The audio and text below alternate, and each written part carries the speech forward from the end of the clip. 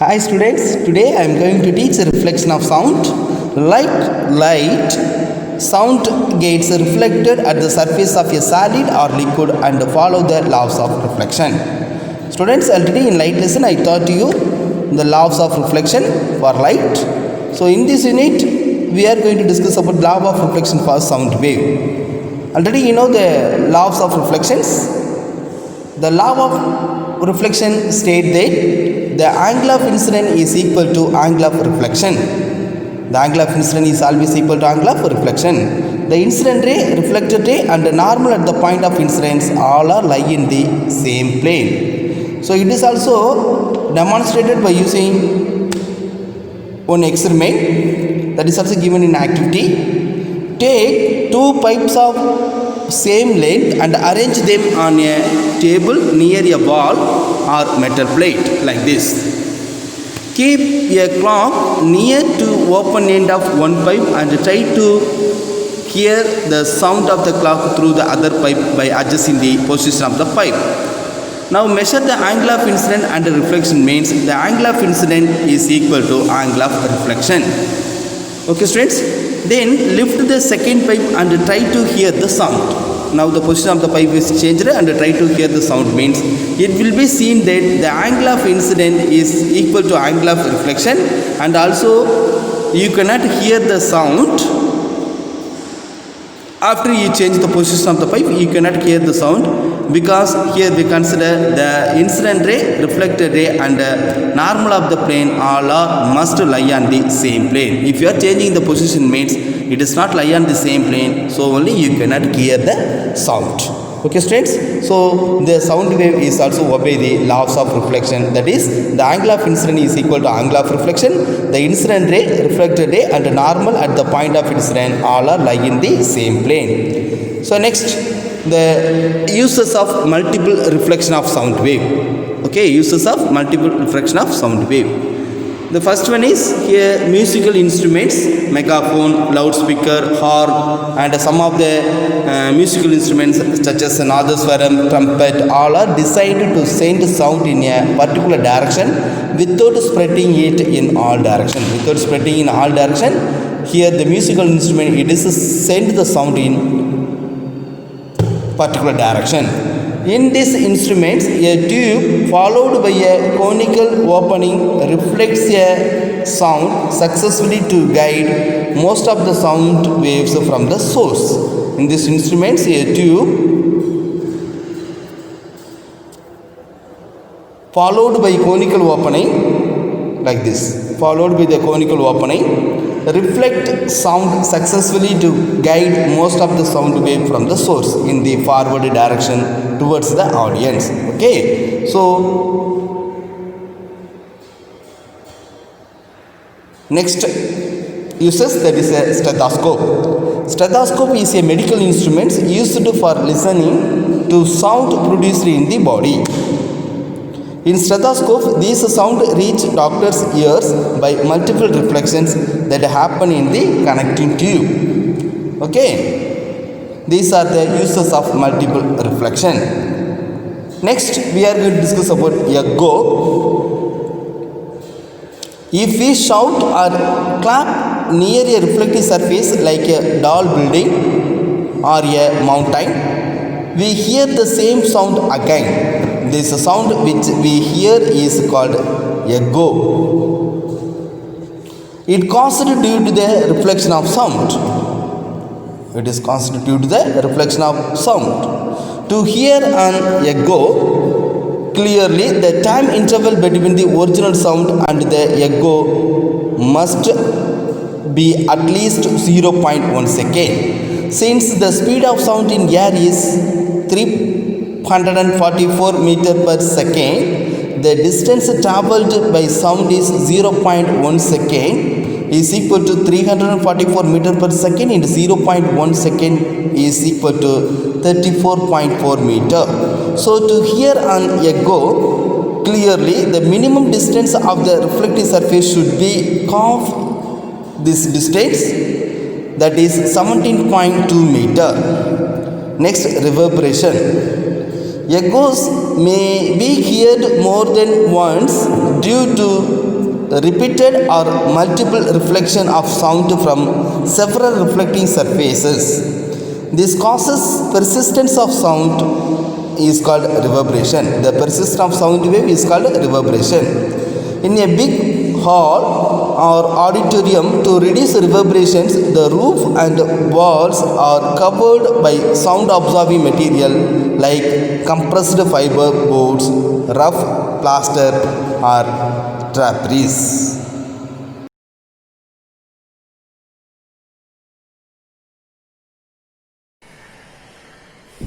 We are going to learn tetravalency. This tetra stands for tetra. Tetra stands for 4. Valency stands for the competing capacity of an element. Competing capacity of an element.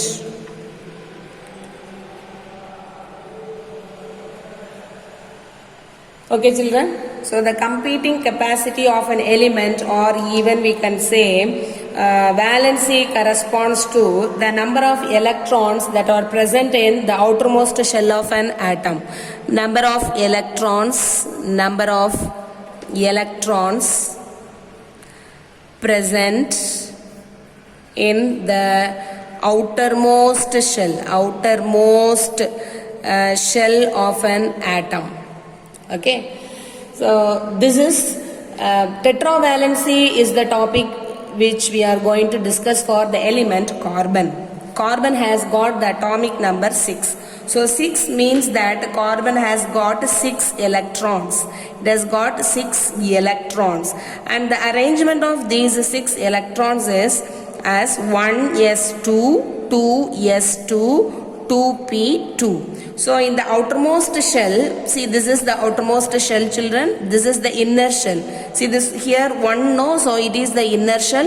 Here 2. See, these denote the shell number. See, this is the first shell and this is second shell. So the outermost shell contains 2 plus 2. 4 electrons. So the valency of carbon is 4. It means that carbon has got the capacity to donate 4 electrons or gain 4 electrons or share 4 electrons with the other elements, so that it can obtain octet configuration. What do you mean by octet configuration?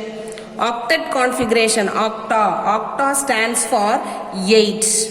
So octet configuration stands for the attainment of 8 electrons in its outermost shell. See, if this carbon atom shares its 4 electrons with any other element, so that it attains octet configuration, it becomes more stable. What is the need for attaining octet configuration, children? When an element attains octet configuration, it becomes more stable.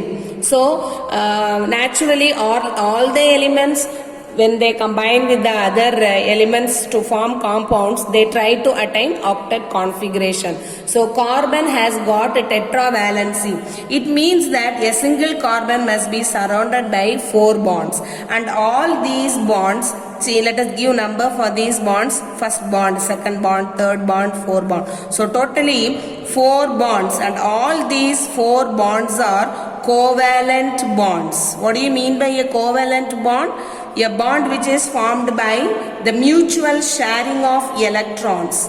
Mutual sharing of electrons is called as covalent bond.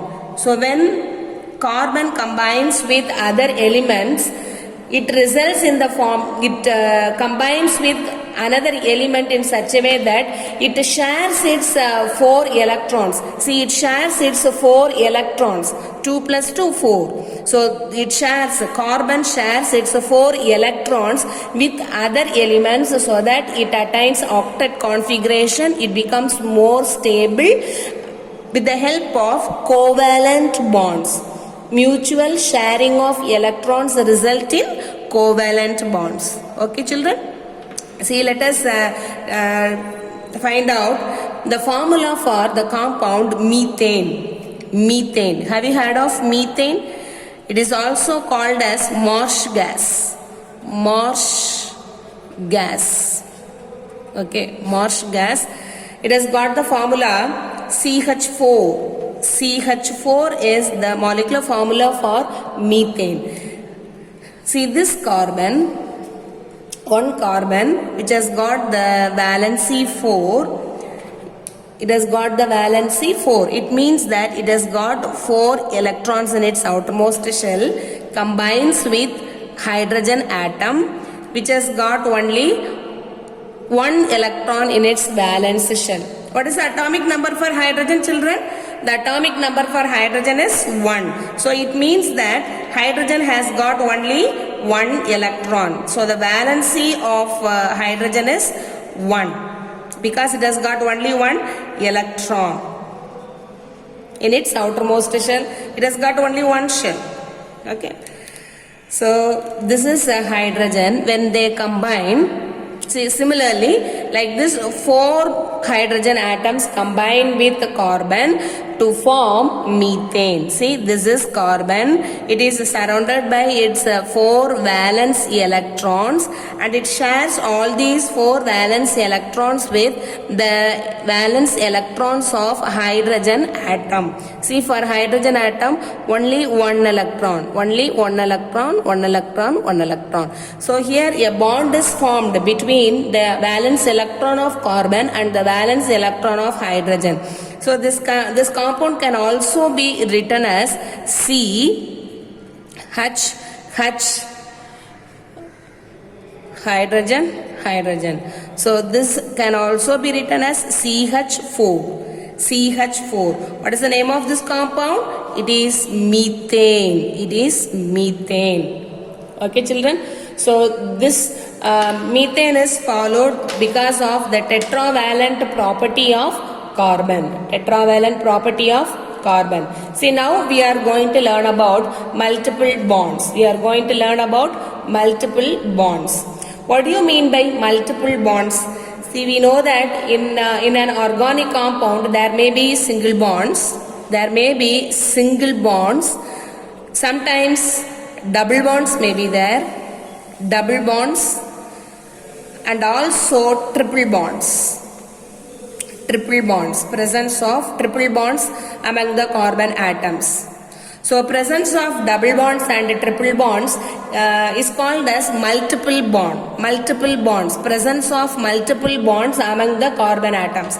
When the number of bonds varies, it results in different physical and chemical properties. Okay, children. See, the presence of bond determines the properties, the physical and chemical properties of an element or a compound. Physical and chemical properties. Physical and chemical properties of a compound vary with bonds. Vary with all these bonds. Single bond, double bond, triple bond. Okay, so multiple bond formation, this topic is very, very important because the carbon compounds, the one carbon atom may be bonded to the other carbon atom by single bond or by double bond or by triple bond. When the number of bonds between the carbon atoms vary, the properties of the organic compound also varies. The physical and chemical properties of the compounds, organic compound also vary. So this multiple bonds topic is very, very important. See, the first one is single bond. The first one is single bond. It is single bond. Single bond. Single bond. Second one is double bond. Double bond. And the third one is triple bond. Triple bond. So all these are the 3 types of bonds. 3 types of bonds in an organic compound. Example for an organic compound with only single bond is methane. Methane. Also ethane. ethane. Similarly, for a double bonded organic compound, examples are ethene, propene. Okay, propene. Examples for an organic compound with triple bonds: ethyne, propine. Okay, propine, ine. So now let us try to find out the molecular formulas for these compounds. Okay, children? Let us learn one by one. The first one is methane. See, C, carbon is surrounded by 4 hydrogen atoms, and this compound is called as methane. Similarly, here coming to eth stands for 2 carbon atoms. Ane stands for single bonds. Okay, only single bonds. So ethane, so 2 carbon atoms you write. See, this carbon is bonded with another carbon atom by a single bond. So 3 different bonds have to be written. Only then the tetravalency of carbon atom will be satisfied. Okay, so these bonds are satisfied by hydrogen atoms. Now try to write its molecular formula. What is the molecular formula? How many carbon atoms? 2, C2. How many hydrogen atoms? 1, 2, 3, 4, 5, 6. So C2H6. Okay, children? See, the next one is class of the compound. Since all these compounds have only single bonds, the class of the compound is alkane. Okay. Coming to the next type, it is ethene. If you take ethene, eth stands for 2 carbon atoms. Ene stands for double bonds. In addition to single bonds, there are double bonds. See, eth. So we write C. Double bond must be there, so we write double bond. See, out of 4 bonds, 2 bonds are here, remaining only 2 bonds. Okay, you write like this, remaining 2 bonds. So they have to be satisfied by hydrogen atoms. And so all these compounds are called as hydrocarbons. They are called as hydrocarbons. Okay, children? So now here, see, try to write its molecular formula C2H4. Similarly, for the next compound, prop stands for 3 carbon atoms. Ene stands for double bonds between the carbon atoms. So C first you write prop, C. One double bond must be there somewhere, either here or here, anywhere you can write. So double bond. So in addition to single bond, double bond is also there. Now you try to satisfy the valency of carbon, tetravalency of carbon. 2 bonds are already there. So 1, 2, 3, only 1 bond. See, only 1 bond is there, so 3 hydrogen atoms. Now try to find its molecular formula. How many carbon atoms are here? 3 carbon atoms are there. How many hydrogen atoms are there? 1, 2, 3, 4, 5, 6. Okay. See, the class of these compounds is alkene. Okay, alkene. See, the next one is triple bond. The organic compounds are the hydrocarbons which have triple bonds. See, eth stands for 2 carbon atom, ine stands for triple bond. Prop stands for 3 carbon atom, and ine stands for triple bonds. Okay. Now we are going to write the structure for ethine. C, triple bond C.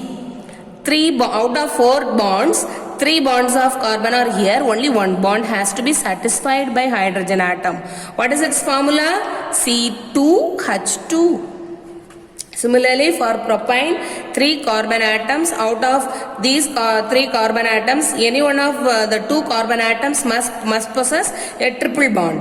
Okay, must possess a triple bond. The other one is a single bond. See, now you have to satisfy the tetravalency of carbon atoms. 1, 2, 3. Only one bond that is satisfied by hydrogen. Look at this carbon atom. 1, 2, 3, 4. So no need to write hydrogen. Its tetravalency is already satisfied by these covalent bonds.